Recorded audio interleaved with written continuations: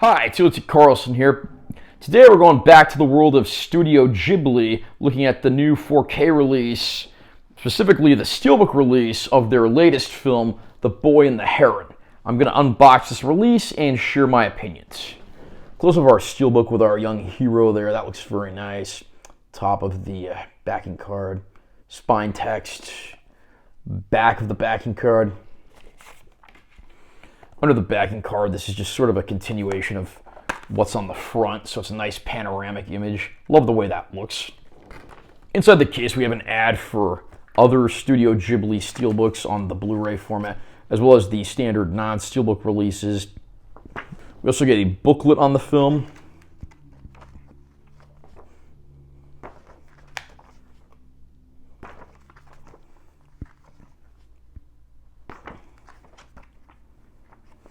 And here's a look at a timeline of the writing of the film. Of course, Hayao Miyazaki came out of retirement to do this movie. We also get a mini poster. That looks pretty nice. We get the film on 4K Ultra High Def. Of course, this disc includes the movie. And we get a Blu-ray disc that includes the movie and the bulk of the bonus features. Underneath the discs and the booklet and the inserts, we have a nice shot of the heron with its wings spread. That looks very nice. From the legendary Studio Ghibli and director Hayao Miyazaki comes an Academy Award-winning new fantasy adventure. After losing his mother during the war, the young Mahito moves to his family's estate in the countryside. There, a series of mysterious events leads into a secluded and ancient tower home to a mischievous gray heron. When Mahito's new stepmother disappears, he follows the gray heron into a fantastic world shared by the living and the dead. As he embarks on an epic journey, Mahito must uncover the secrets of this world and the truth about himself.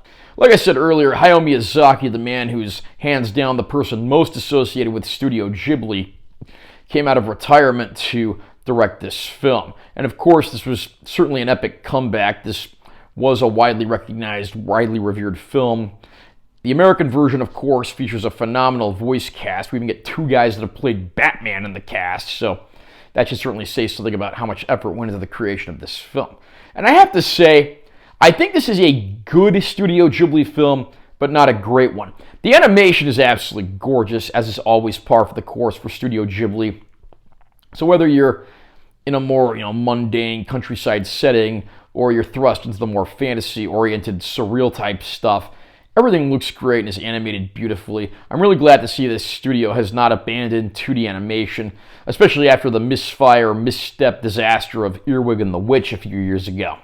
The story, of course, revolves around a young man whose mother dies during World War II, and he moves out to the countryside with his father and, of course, his new stepmother.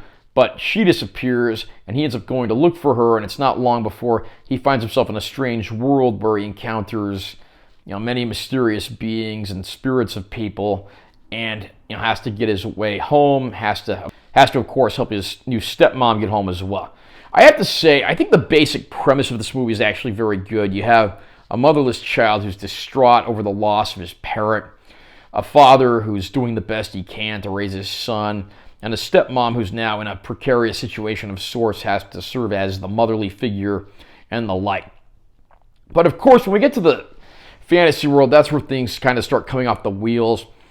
It's like, in a way, they started sacrificing the integrity of the story for the sake of surreal, impactful visuals, and the film certainly succeeds at giving us plenty of those, but I do feel like when this one gets to the fantasy world, it does sort of lose something, and it becomes more of a visual film than an actual, more story-driven one.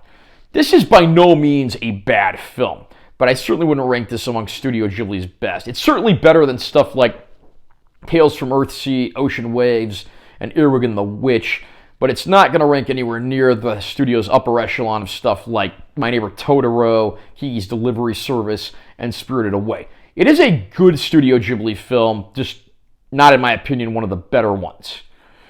As far as the 4K disc goes, it actually looks very good. This 2D animation looks absolutely beautiful in 4K Ultra High Def, and the addition of HDR certainly gives it that little extra punch.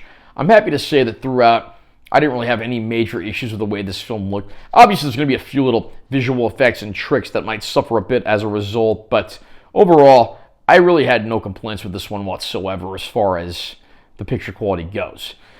We do get a few additional bonus features on the Blu-ray disc as well, so I'm happy to say that it's certainly not a bare-bones package. There are some nice interviews and featurettes here, and fans of the movie will certainly want to watch this one. Overall, again, The Boy and the Heron certainly wasn't my favorite Studio Ghibli film, but it's well made and, of course, directed by one of the absolute masters of animation, Hayao Miyazaki, who, of course, once again came out of retirement to direct the film. It is a fabulous-looking movie, and any fan of animation will certainly want to check this one out. I'd say this is probably more of a try-before-you-buy situation, but the 4K transfer looks absolutely gorgeous, and I think any fan of animation, anime, Studio Ghibli should be pretty happy with what they get here. How about you? How did you like The Boy and the Heron? Where would you rank this in the Studio Ghibli filmography? Comment down below and let me know what you think. Also, remember to subscribe to this channel for more content. I'm always posting new videos, and make sure to hit a like if you found it helpful. I'm Taylor T. Carlson. I'll see you next time.